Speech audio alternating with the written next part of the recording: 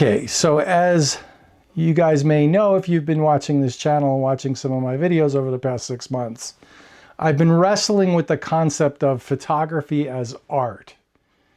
And what I'm talking about photography that hangs in galleries or in museums. I'm talking about photography as an art form. I'm not talking about wedding photography or sports photography or wildlife photography. All of that can be art, but that's more craft, right? That's more you're doing a job. There's expectations about what that's supposed to look like. The end goal is not to go take somebody's wedding photographs and have them hang in a museum, right? Or in a gallery. Okay. So with that in mind, I've been wrestling with the idea of digital prints as gallery worthy, the credibility of them. And that's been making me question digital photography in general. Because the end goal of digital photography, or the end result, I should say, not goal. Okay, goal, that's the wrong word, I misspoke. The end result of digital photography, most digital photography, is that it ends up being, if it's printed at all, and 95% of your digital photographers don't even print, it's screen only, Instaface and the rest of it. But it's hard to hang a Facebook page in a gallery, right? And so the end result of a digital process is a digital print, which, as far as I'm concerned, unless somebody can tell me differently, if it's a machine-made print, it's no better than a glorified poster. Okay? It's not handmade. The skill of the photographer can be put into the post-processing, but it's not in the developing of the print. And I think that might be a big problem for digital prints as gallery-worthy, museum-worthy fine art. All right? I think there's a difference. I mean, if Ansel Adams made a bunch of machine-made prints, would it be the same? I don't know. There is, as my last video said, there is that nth degree of quality that you get out of a well-made, well-printed, masterfully printed darkroom print. Okay? But having said that, the prints hanging on the wall back here are all digital. Just because they just happen to be. I'm going to replace them with some darkroom prints, no big deal. But there's nothing wrong with those prints. Okay, they're aesthetically gallery, if I may say so myself, gallery or museum worthy aesthetically. I'm just personally uncomfortable with the idea that my total artistic input in the creation of those prints was I hit print. I'll give you an example. I was explaining to my wife, I shoot, I've been shooting with 40 megapixel and 60 megapixel cameras. Well, a native 300 DPI resolution print from one of those cameras is 16 by 20 or 20 by 30.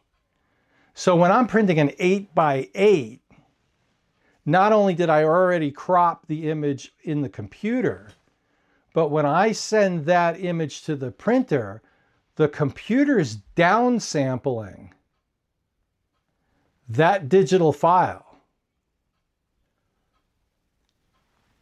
How? Who decided what data is going to be thrown away and what data is going to be kept? It wasn't me. Was it the software engineers at DxO or Photoshop if you use Photoshop? There's no creative input there. I don't think there can be. Do the downsampled prints look good? Yeah, they look the same as the native prints, DPI, 300 DPI prints. So does it make a difference?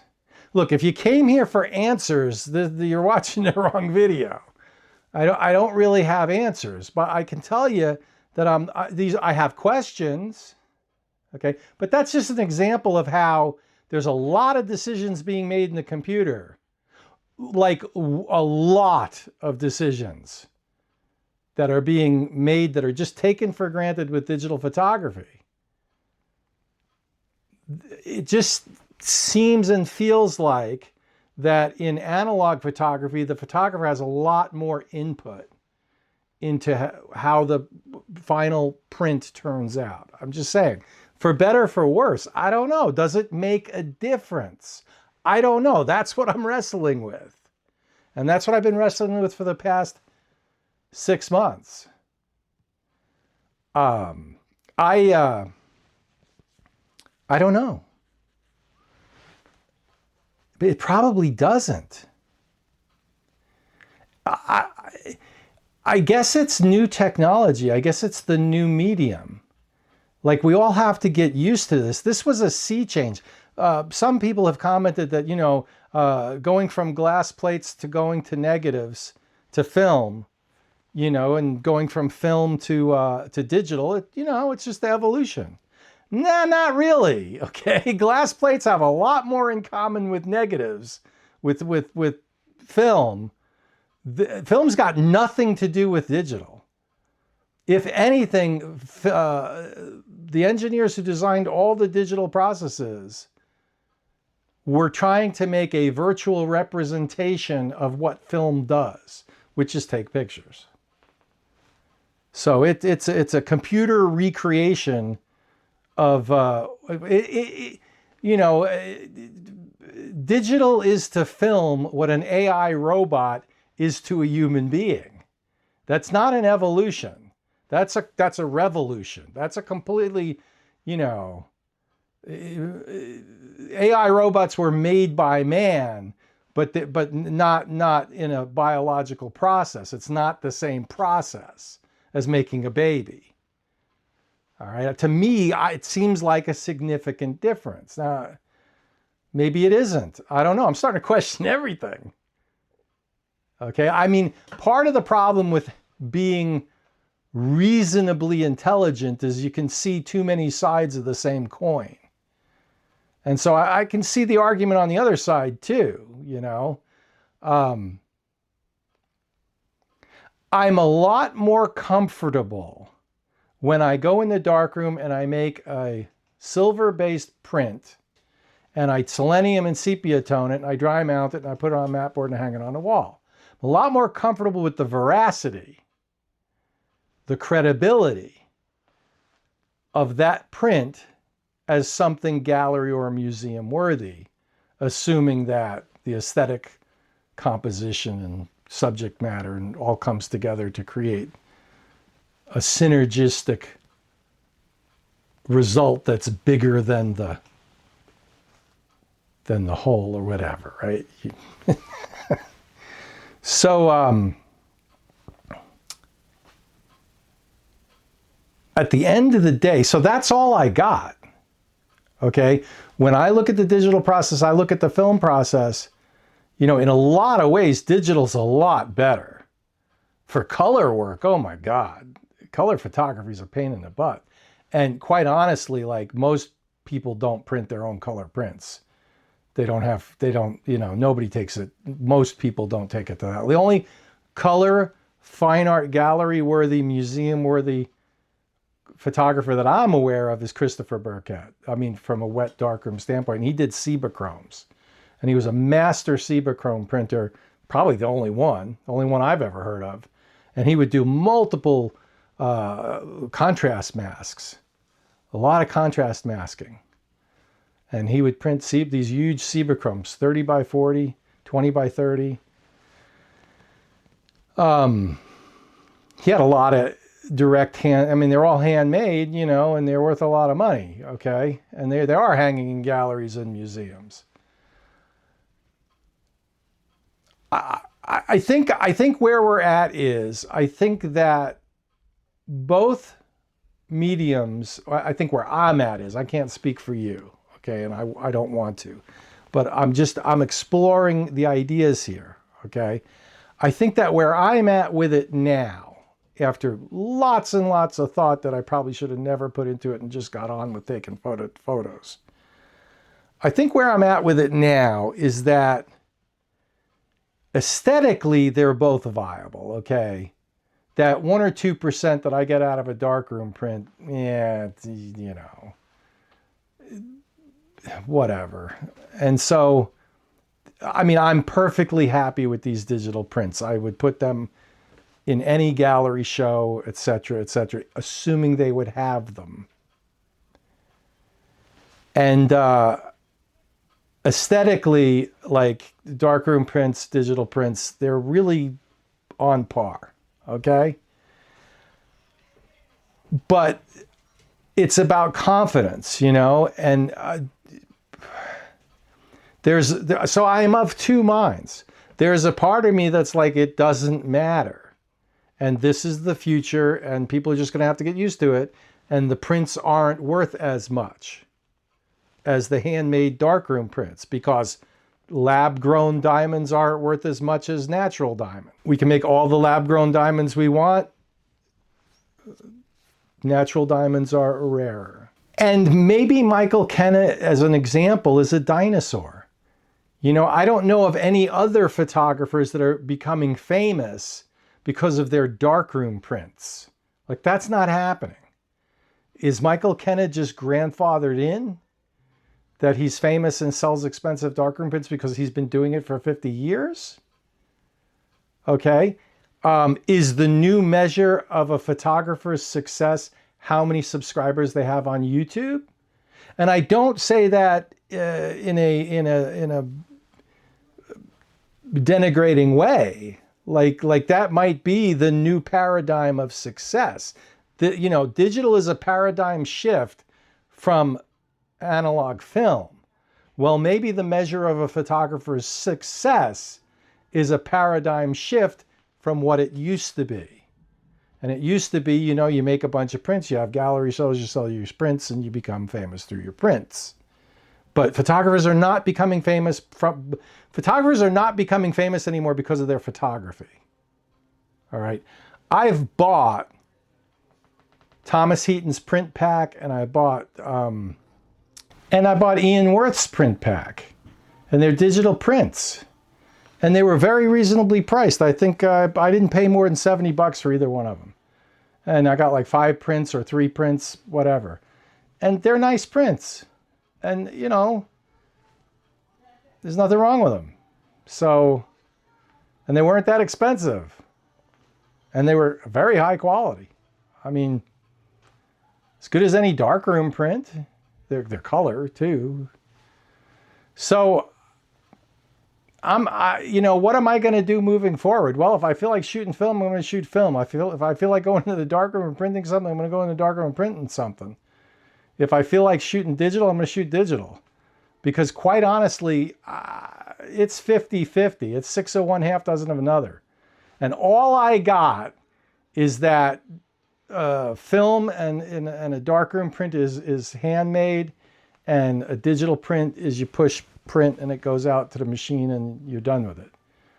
I will tell you this, my darkroom prints on my website, my darkroom prints are more expensive, and my digital prints will be cheaper. Okay, I'm not going to sell digital prints for more than $100 for the bigger ones, and I'm going to start selling bigger ones too. Okay. But the darkroom prints are what they are, you know, and, you know, but I don't have anything up there yet because I've been trying to work through, like, where am I with all this? But in the future and progressively as I go on, I'm going to be putting digital prints on my website, and they're going to be relatively inexpensive. So, I mean, you know, $25, $50, $75. For, you know, whatever. I'm making this up now, right? But 8 by 12, 13 by 19, and 16 by 20. So, and that's digital. Because once I have it dialed in, and once you order one, man, I'll ship it right out to you in a tube. Which is cool. I mean, I enjoyed doing that with Thomas Heaton, and I enjoyed doing it with Ian Worth. I enjoyed seeing their work. And I own their prints now. And is that, is that as special as if I had bought a Michael Kenna handmade print? No. If I had a Michael Kenna handmade print, it'd be framed and hung in my living room with a light. I'd hire an electrician to come in and put a light on it. Okay. I did frame one of Ian Worth's prints, and that's hanging up. And I need to frame the Thomas Heaton ones. They're good. They're fun to look at. They're nice prints. So maybe digital has made the print much more accessible for people. That's a good thing. Right? Maybe the gallery in the museum is, who cares? Maybe that's not important anymore. Maybe the print isn't important anymore. Maybe it's all Instaface and all the other one, maybe it's just online. I know it's subscribers on YouTube. Okay, if I can get to 10 or 15, 20,000 subscribers, yeah, I made it. All right. So is that the measure of a photographer's success? I totally get it if you guys are out there and you're like, I don't care about success as a photographer. I get that. If it's a hobby for you, that's awesome. Okay? For my photography and for what I do, I'd like a little bit of success to come with it. However that's measured. In terms of selling prints, I'm working really hard to make that happen.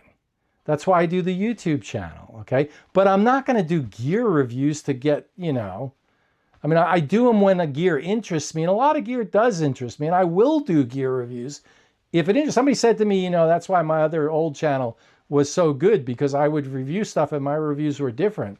My reviews weren't, the standard canned reviews that what I'm talking about that's on YouTube. My reviews were like, this is how I use the camera and this is what I like about it and these are the things I don't like about it. I would point out the things that, like, when you're actually using the camera, what's a pain in the ass? What should be better? I don't know. I haven't seen anybody do that on any other channel. All right. And so, I'll tell you right now, the thing that irritates the hell out of me, and you've heard me say this before with Nikon, is the fact that they crop the RAWs.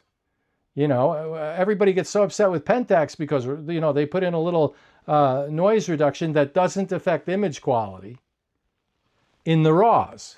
But the key there is doesn't affect image quality. Everybody wants RAW to be RAW so that, your image quality is pure. I get that.